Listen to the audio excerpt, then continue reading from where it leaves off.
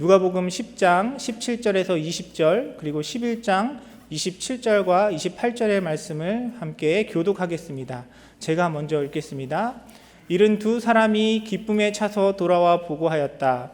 주님, 주님의 이름을 대면 귀신들까지도 우리에게 복종합니다. 예수께서 그들에게 말씀하셨다. 사탄이 하늘에서 번갯불처럼 떨어지는 것을 내가 보았다.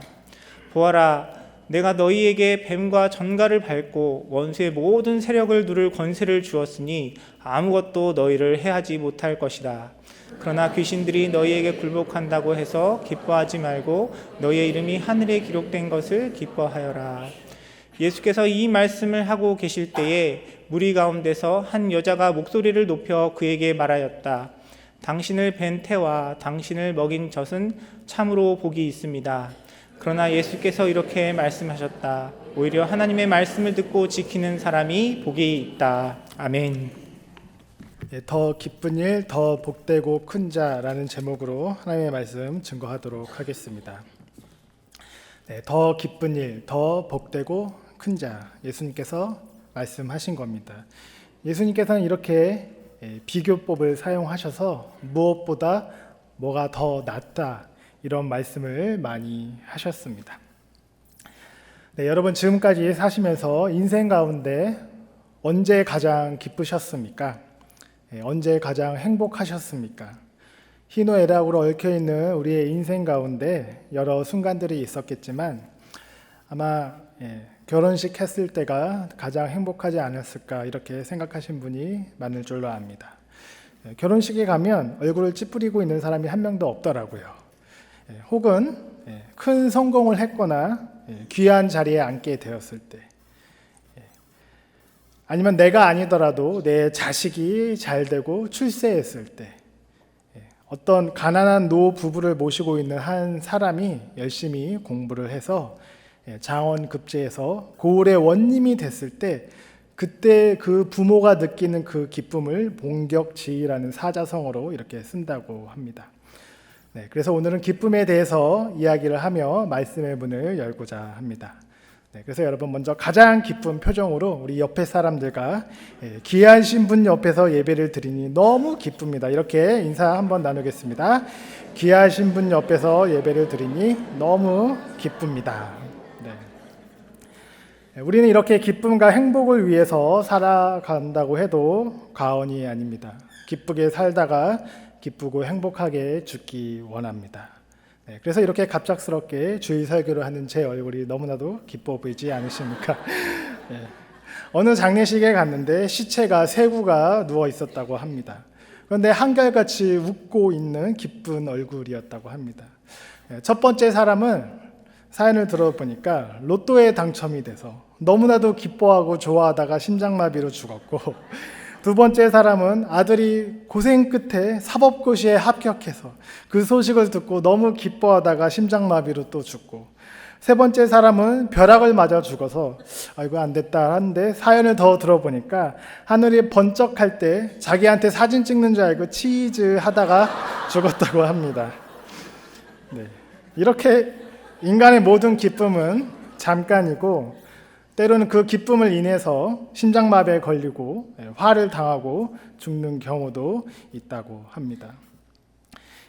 이 땅에서의 기쁨은 그래서 진정한 기쁨이라고 할 수 없습니다. 하늘의 기쁨, 주님이 주시는 기쁨이 영원한 기쁨이요 진정한 기쁨인 줄 믿습니다.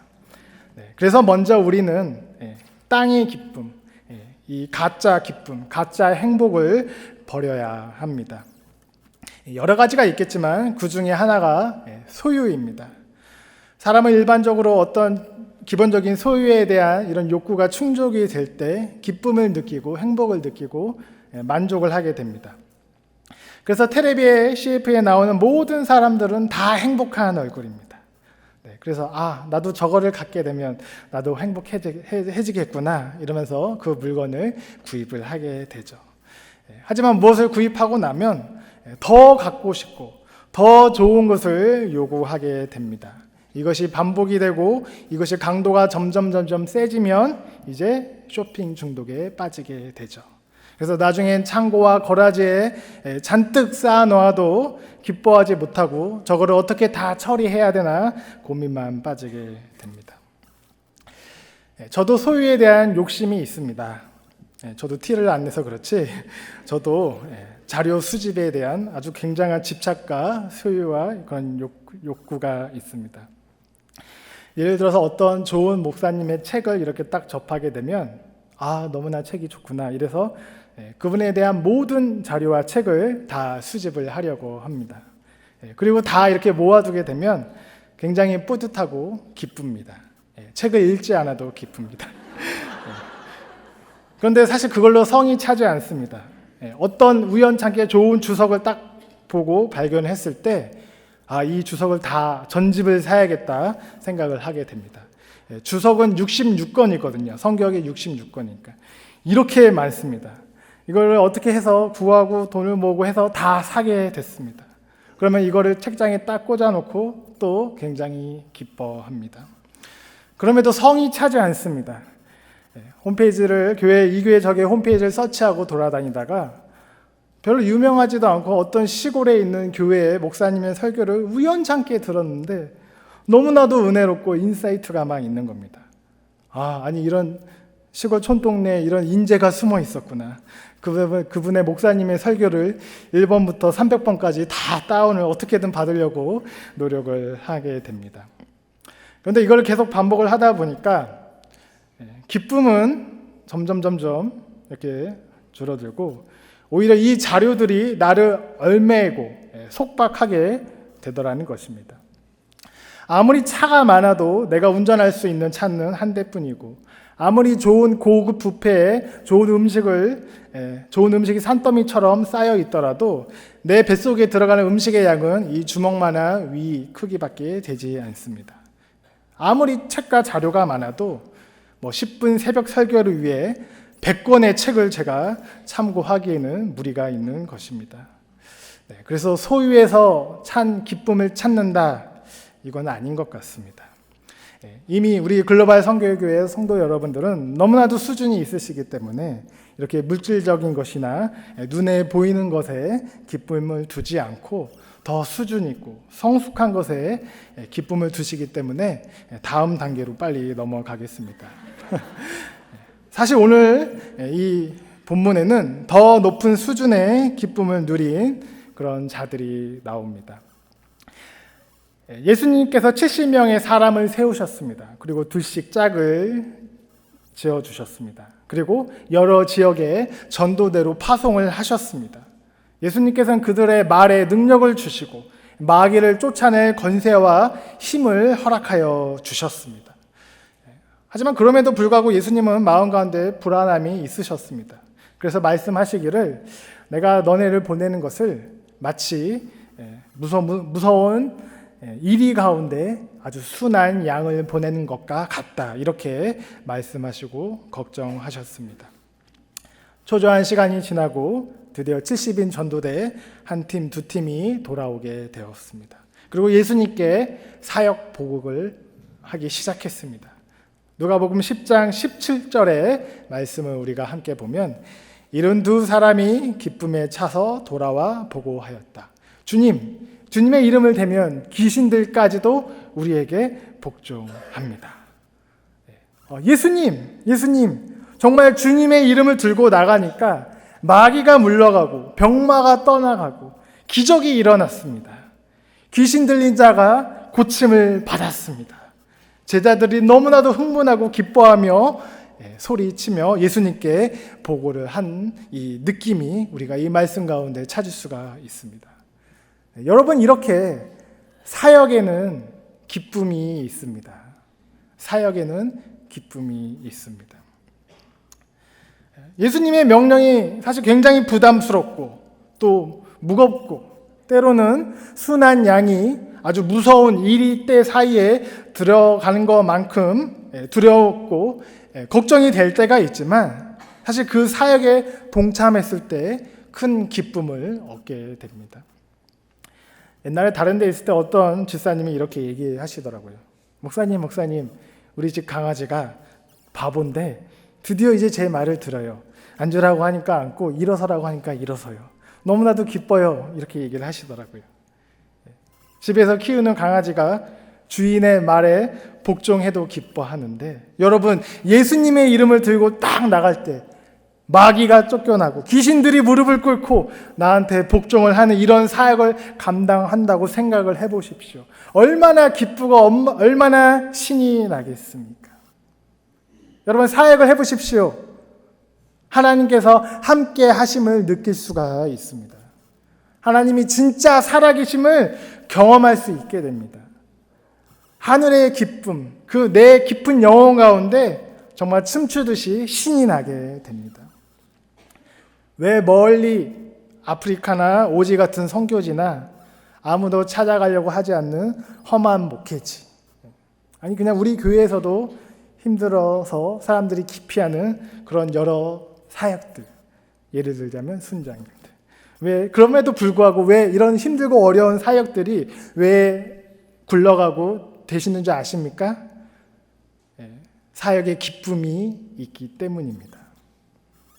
진짜 선교지에서 독사에게 물렸음에도 불구하고 마치 바울이 뱀에도 물렸음에도 아무렇지 아프지도 않은 것처럼, 뭐 거기에 병원이 있습니까? 약이 있습니까? 의사가 있습니까?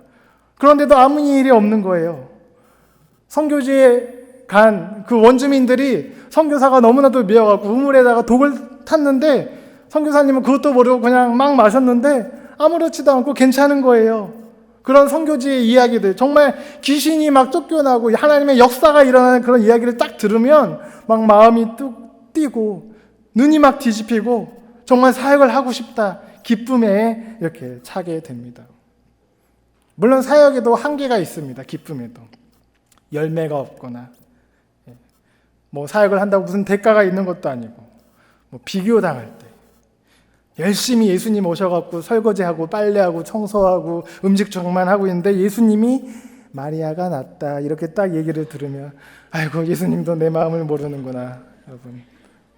그런데요, 그러다가도 하나님께서 하늘에 번개와 같이 혹은 세밀한 음성으로도 아무도 모르게 은밀한 힘을 공급해 주십니다.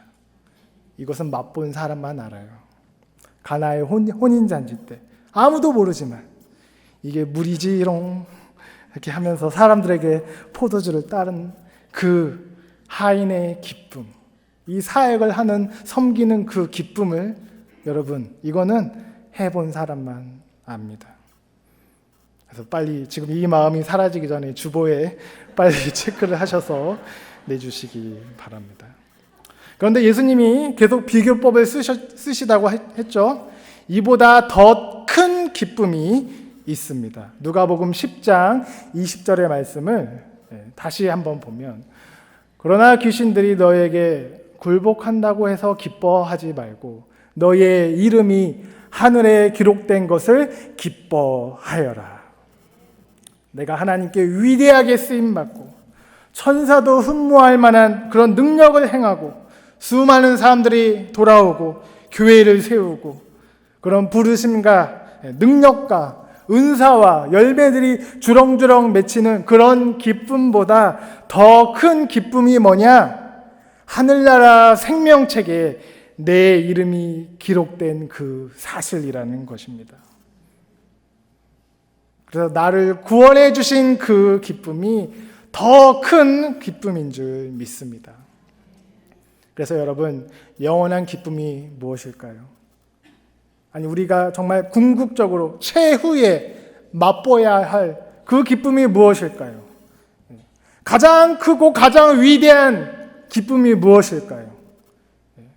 우리를 구원해 주신 그 은혜, 그 구원의 기쁨이요, 은혜의 기쁨인 것입니다. 그래서 예수님께서 언제 가장 기뻐하셨습니까? 예수님께서 탕자의 비유를 통해서 말씀하셨습니다. 아버지가 집 나간 둘째를 기다리고 있습니다. 둘째는 나갈 때 아버지의 재산의 절반을 가지고 또 나갔습니다. 그 집은 부자였습니다. 하지만 그 많은 소유가 아버지를 만족시키지 못했습니다. 그리고 미안하지만 장남이 아버지 옆에 계속 있었지만 그 아버지의 기쁨을 채워주지 못했습니다. 그 집을 나간 둘째 아들은 부정한 부정한 짐승인 돼지와 뒹굴면서 돼지가 먹는 쥐염 열매로 자기의 배를 채우면서 정말 인생의 밑바닥을 치고 거지와 누더기 옷을 입으면서 그렇게 살다가 나 이제 이렇게 못 살겠다. 아버지께로 돌아가야겠다.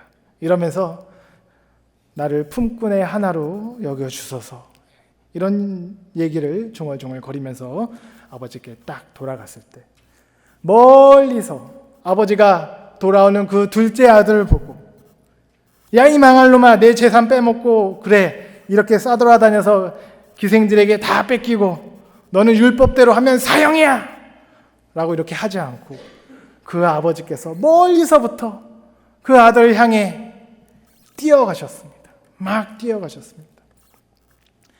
원래 유대인의 어른들은 절대 뛰지 않습니다. 왜냐하면 혹시나 뛰다가 자기의 부끄러운 몸의 부분이 보일까 봐 절대 뛰지 않습니다.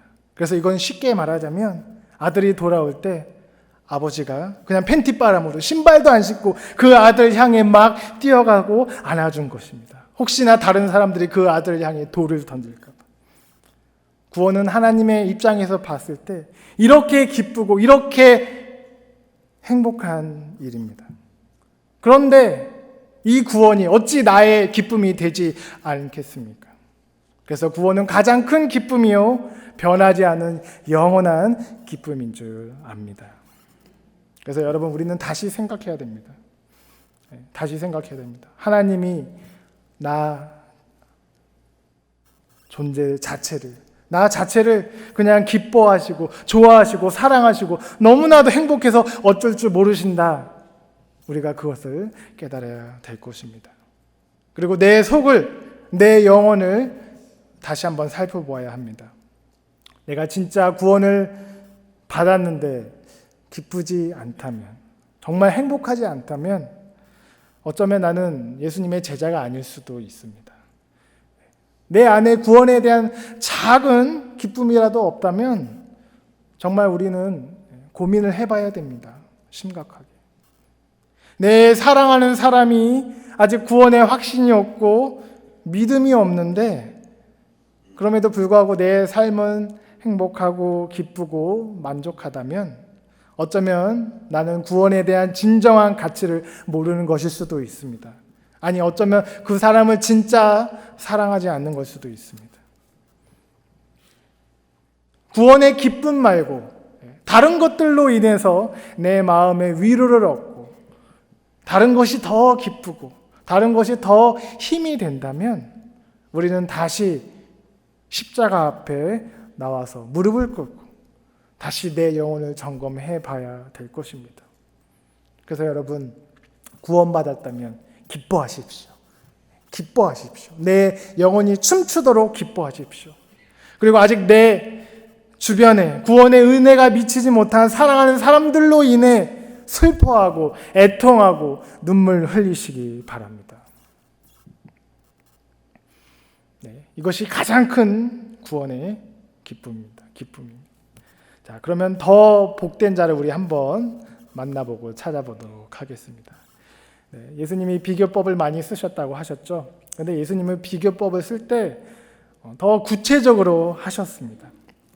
예를 들어서 아내가 남편에게 당신은 나의 어떤 점이 좋아? 이렇게 딱 질문을 할 때 남편이 귀찮아갖고 다 좋아 이렇게 얘기를 하면 그것은 뭐 낙제 점수는 아니지만 아무튼 점수를 따지 못하죠.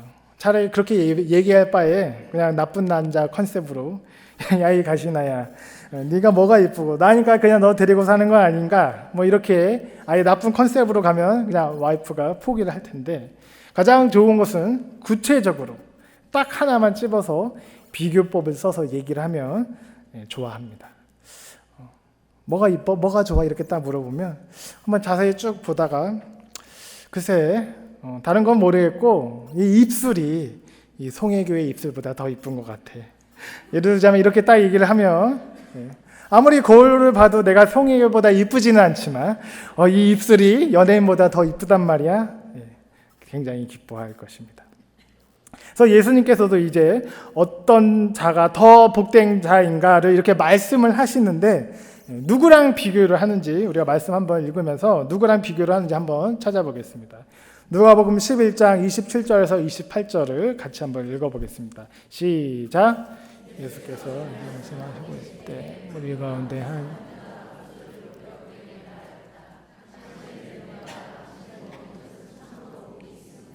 그러자 예수께서 이렇게 말씀하셨다. 이런 하나님의 말씀을 듣고 지키는 사람이 복이 있다. 하나님의 말씀을 듣고 지키는 사람이 누구보다 복이 있는 건가요? 누군가요? 마리아예요. 마리아. 네, 마리아. 사실 지금 우리가 갑자기 10장에서 11장으로 한 장을 뛰어넘었지만 앞뒤 문맥은 굉장히 비슷합니다. 예수님께서 귀신을 쫓아내시고 이제 그것을 시비 거는 사람들과 논쟁을 하셨을 때 예수님은 하늘의 지혜가 있고 능력과 권세가 있는 분이시기 때문에 바리새인이나 사두개인과 이야기를 하고 논쟁을 할 때마다 수많은 사람들이 깜짝 놀라면서 어떻게 이런 지혜가 있고 어떻게 이런 말씀에 권세와 능력이 있는지 사람들이 감탄을 했습니다. 그래서 이 모든 상황을 옆에서 보았던 한 여인이 소리를 친 것입니다. 당신을 뵌 태와 당신을 먹인 젖이 복이 있다. 당신을 낳아서 기른 당신의 애미가 참 복된 사람이네. 당신 어머니 참 부럽소. 이렇게 이야기를 하는 것입니다. 텔레비에서 스포츠 같은 거를 보았을 때 김연아 같은 선수가 멋지게 연기를 하고 짠 하고 이제 착지를 딱 했을 때 거기에 있는 사람들이 다 일어나서 기립박수를 치고 막 환호를 하고 막 꽃을 던져주고 선물을 던져줍니다. 그때 카메라가 막 어디를 찾죠. 누구를 찾습니까? 가족을 찾고 그 가운데 박수를 치면서 눈물이 글썽거리는 그 엄마의 얼굴을 클로즈업을 딱 해줍니다. 그러면 아나운서가 저 어머니는 참 좋으시겠어요. 저도 저런 딸이 있으면 참 좋겠네요. 하지만 오늘 지금 이 순간만큼은 대한민국의 딸입니다. 뭐 이렇게 아나운서가 얘기를 하죠. 그래서 이 여자가 이렇게 얘기한 겁니다. 당신 어머니 마리아 참 부럽소. 이렇게 얘기한 겁니다. 여러분 정말 마리아는 부러운 사람입니다. 성령으로 잉태되어서 10달을 예수님이 마리아의 자궁 안에서 사셨습니다. 그래서 마리아는 예수님의 태동도 느끼고 예수님은 마리아가 먹는 것을 그대로 받아 먹고 심장이 생기고 핏줄이 뻗어나가고 힘줄이 생기고 손과 발이 생기고 오장육부 장기와 기관들이 생성되면서 예수님께서는 마리아의 모든 육체에 그것을 물려받아 온전한 멋있는 인간으로 태어나게 되셨습니다. 그래서 너희가 내 안에 거하고 내가 너희 안에 거하는 그 놀라운 요한복음에 나오는 그 신비를 이미 마리아는 육체로 이미 먼저 경험을 이렇게 또 했습니다.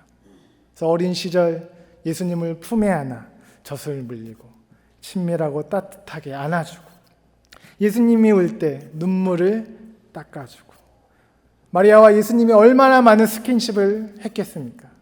다른 사람들은 예수님의 옷자락이라도 한번 어떻게 만져보려고 하는데 마리아는 예수님을 얼굴에 비비면서 얼마나 많은 뽀뽀를 했겠습니까? 그리고 마리아는 인간 예수님의 어머니였기 때문에 예수님은 모든 율법에도 다 순종했기 때문에 내 부모를 공경하라, 부모에게 복종하라 이 말씀에 따라서 마리아의 말에 다 순종하고 복종했습니다. 신인 예수님이 인간인 마리아에게 그렇게 했습니다. 그래서 어떤 만화를 보니까요, 예수님이 마리아가 예수님에게 막 심부름을 시킵니다. 콩나물 사라, 청소해라. 그러니까 예수님이 막 하다가 순종을 하다가 너무나도 귀찮으니까 그냥 요술로 뺨 이렇게 하는 그런 만화도 있더라고요. 이렇게 친밀했습니다. 어쩌면 성부, 성자, 성령을 빼고 예수님과 가장 친밀한 사람이 바로 마리아였던 것입니다. 그래서 사실 카톨릭에서 마리아를 이렇게 신격화한 게 어떻게 보면 조금 이해가 될 법도 해요. 그만큼 마리아가 이렇게 예수님하고 가깝고 친밀했으니까. 그러다가 묵상을 하다가 그만 선을 넘어버린 거죠. 그런데 예수님은 분명하게 누가복음 11장 28절에 예수께서 이렇게 말씀하셨다. 오히려 하나님의 말씀을 듣고 지키는 사람이 마리아보다 더 복이 있다. 더 복이 있다. 여러분, 복에도 이렇게 차이가 있습니다.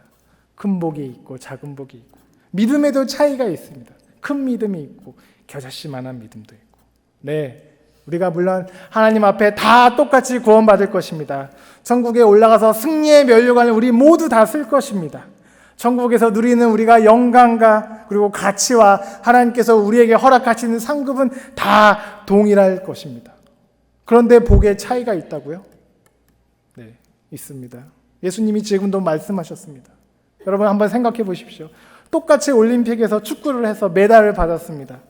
모든 사람이 다 메달을 씁니다. 그 선수들이. 그리고 다 군대 면제를 받습니다. 한국은. 그리고 연금도 받습니다. 그리고 청와대에 초대도 받아서 대통령하고 악수도 하고 한 상에서 밥을 먹습니다. 그런데 그 똑같은 영광을 누리고 상을 받았는데 그 중에 누군가는 결승골을 넣은 사람이 있고 그 중에 누구는 겨우 3분 뛰어서 군면제 받은 선수도 실제로 있었습니다. 제가 단순하게 천국에 계급이 있고 레벨이 있고 더 큰 집이 있고 작은 집이 있고 금면류관이 있고 싸구려 면류관이 있고 제가 그런 유치한 얘기를 하는 게 아님을 여러분 잘 분별하실 겁니다. 똑같은 신자더라도 똑같은 성도더라도 하나님의 말씀을 더 듣고 하나님의 뜻을 더 찾고 그 말씀대로 순종하려고 나가는 자가 더 복이 있습니다. 우리가 구원받은 자로 똑같이 하나님 앞에 선택받은 백성으로 지난 일주일을 살았습니다. 그리고 이 자리에 나왔습니다. 우리가 다 사람이라 또 실수했습니다. 또 넘어졌습니다. 좌절하고 죄를 지었습니다. 그런데 하나님이 말씀하시기를 내 말씀을 듣고 내 뜻대로 산 자가 더 복이 있다. 마태복음에도 비슷한 약속을 하셨습니다. 마태복음 12장 50절 말씀을 보시면 하늘에 계신 내 아버지의 뜻을 따라 사는 사람이 곧 내 형제요 자매요 어머니이다. 내 형제요 자매요 어머니가 될 것이다. 네. 그래서 우리는 이미 구원받았잖아요. 그래서 우리는 모든 성도들과 예수님과 하나님과 형제 자매가 되었습니다. 하나님이 내 아버지가 되어 주셨습니다. 그런데 나는 뒤돌아보면 아버지의 뜻대로 살지 못하는 것 같고 더 순종을 많이 못하는 것 같은데 네, 맞습니다. 그 복된 자리는 내가 차지하는 것이 아니라 하나님께서 우리를 이끌어 주실 것입니다. 그래서 하나님이 우리를 복된 자로 분명하게 이끌어 주십니다. 하나님께서 우리의 영혼의 길을 열어주셔서 더 말씀을 잘 듣게 하시고 성령과 함께 힘을 주시고 능력을 주시고 은사를 허락하여 주셔서 하나님의 말씀에 순종할 힘을 허락해 주실 것입니다. 그리고 더 중요한 것은 이 모든 성경의 약속과 말씀과 율법을 성취하시고 완벽하게 완성하신 예수님의 그 순종을 아무런 대가도 없이 우리에게 공짜로 전가시켜 주실 것입니다. 그래서 예수님의 순종이, 예수님의 온전하심이 나의 순종이 되고 나의 온전함이 되는 그런 축복의 길로 인도하실 것입니다. 그래서 이 축복조차도 은혜입니다. 기쁨입니다.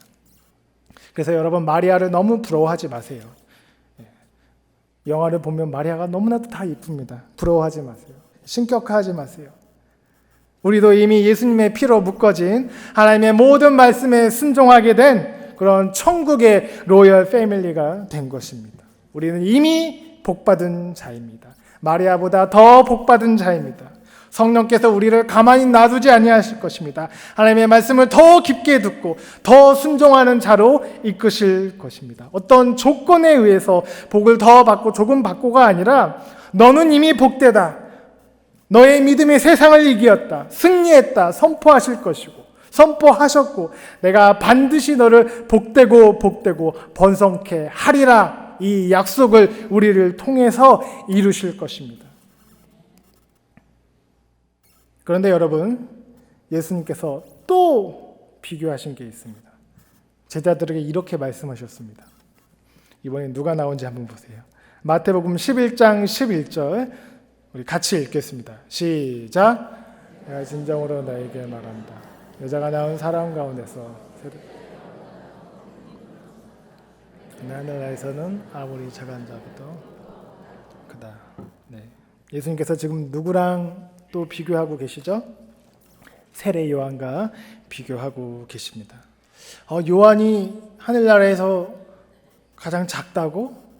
혹시 상속을 덜 받나? 이단이나 신천지는 세례 요한은 이래서 구원을 못 받는다라고 이렇게 미련하게 해석을 하기도 합니다. 절대 아니죠. 마리아만큼이나 세례 요한도 위대한 사람이죠.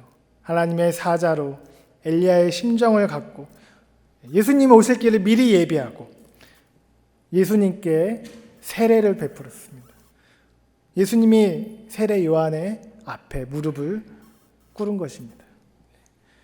그리고 태어나기도 전에 세례 요한은 태어나기도 전에 이미 예수님처럼 천사가 내려와서 미리 수태고지를 해서 태어날 것을 예언하고 이름도 미리 알려주었습니다. 열심히 사역해서 예수님의 사역이 딱 시작됐을 때 그동안의 사역을 마무리하고 예수님께 바톤 터치를 딱 했습니다. 그리고 감옥에 잡히고 순교했습니다. 이렇게 위대한 요한이 천국에서 가장 작은 자라고요? 여러분 천국에는 가실 걸 확신은 하시죠? 굉장히 불안해하시고 계십니다.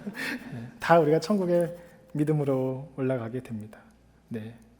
근데 천국에서 우리가 세례 요한보다 크다고요? 이거 맞는 말입니다. 예수님께서 하신 말씀입니다. 우리가 하는 이 사역은 왜냐하면 세례 요한이 하는 사역과 차원이 다르기 때문입니다. 세례 요한은 예수님의 오심으로 인해서 하나님의 나라가 시작이 되는 그 시점 전까지만 사역을 하고 죽었습니다. 그런데 우리는 하나님의 나라가 시작된 그 이후에 예수님께서 사역을 펼치시는 그 모든 것을 우리가 이제 성경을 통해 보고 듣고 경험하게 되는 것입니다. 그래서 여러분 복음의 문이 활짝 열려서 이제 선교를 나갑니다. 우리가 복음을 갖고 타 민족에 가서 복음을 전하는 것입니다. 이것은 세례 요한도 상상하지 못했던 일입니다.